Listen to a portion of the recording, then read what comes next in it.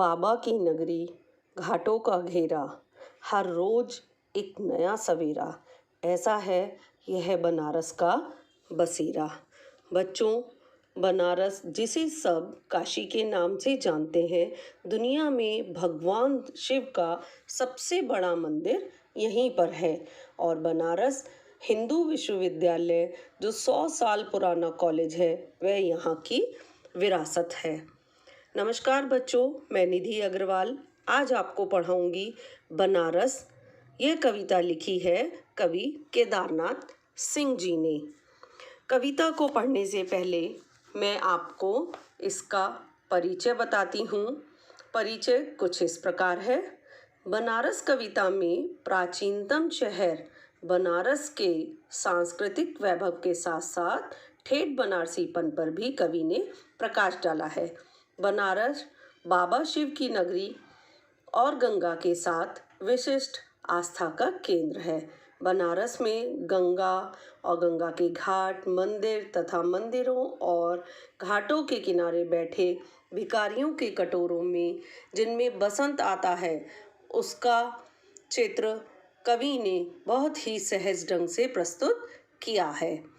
इस शहर के साथ मिथकीय आस्था, काशी और गंगा के सानिध्य से मोक्ष की अवधारणा जुड़ी है। लोग ऐसा मानते हैं कि यदि मोक्ष की प्राप्ति चाहिए, मोक्ष चाहिए यदि हमें, तो हम वहाँ चले जाएं और वहाँ पर ही हमारा अंतिम संस्कार हो। गंगा में बंधी नाव, एक ओर मंदिरों घाटों पर जलने वाले दीप और दूसरी तरफ कभी न बुझने वाली चिता अग्नि, उनसे तथा हवन इत्यादि से उठने वाला धुआं, यही तो है बनारस। यहाँ हर कार्य अपनी रौ में होता है।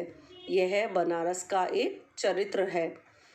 आस्था, श्रद्धा, विरक्ति, विश्वास, आश्चर्य और भक्ति का मिला जुला रूप ही बनारस है।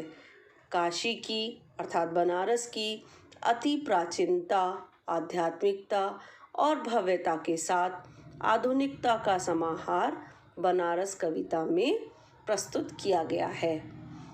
यह कविता एक पुरातन शहर के रहस्यों को खोलती है। बनारस एक मिथक बन चुका शहर है। इस शहर को दार्शनिक व्याख्या यह कविता करती है। कविता भाषा संरचना के स्तर पर एकदम सरल है और अर्थ के स्तर पर अत्यंत ही गहरी है। कविता का शिल्प विवरणात्मक होने के साथ ही कवि की सूक्ष्म दृष्टि का परिचायक भी है। तो इसकी पौराणिक कथा के बारे में आपने जान लिया है। प्राचीन शहर है। अब काव्यखंड में जो कविता कवि ने प्रस्तुत की है वो इस प्रकार है। कविता की कुछ पंक्तियाँ। इस शहर में बसंत अचानक आता है। इस शहर में बसंत अचानक आता है और जब आता है तो मैंने देखा है। लहर तारा या मंडवा ढी की तरफ से। कवि क्या कहना चाहता है? यहाँ पर आप संदर्भ में लिखेंगे कि कविता बनारस है और जिसे लिखा है कवि केदारनाथ सिंह जी ने। यहाँ पर कवि कहना चाहता है कि बनारस में बसंत का आगमन अचानक होता है और बसंत के आने पर लहर तारा या मंडवाडी मोहल्ले में धूल का एक बवंडर उठता है। बवंडर अर्थात तूफान, लहर तारा और मंडवाडी वहाँ के मोहल्लों के नाम हैं। लहर तारा मंडवाडी मोहल्ले में जब धूल का तूफान उठता है, तब इस महान और पुराने शहर की जीभ किरकिराने लगती है।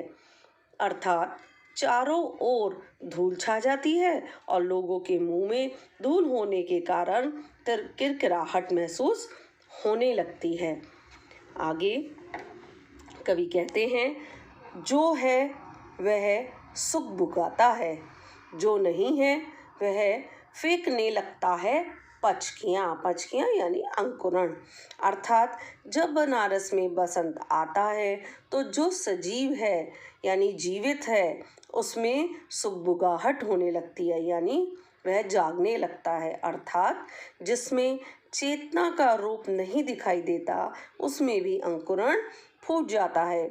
यहाँ कवि कहना चाहते हैं कि बसंत के आगमन से पूरे वातावरण में नया उल्लास और जोश आने लगता है। अब आगे, आदमी दशाश्वमेध पर जाता है और पाता है घाट का आखिरी पत्थर कुछ मुलायम हो गया है। सीढ़ियों पर बैठे बंदरों की आंखों में एक अजीब सी नमी है। यहाँ पर कवि क्या कहता है? कवि कह रहा है कि आदमी जब दशाश्वमेध घाट पर जाता है, दशाश्वमेध बनारस में बहुत सारे घाट हैं, उसी में से एक घाट का नाम है दशाश्वमेध।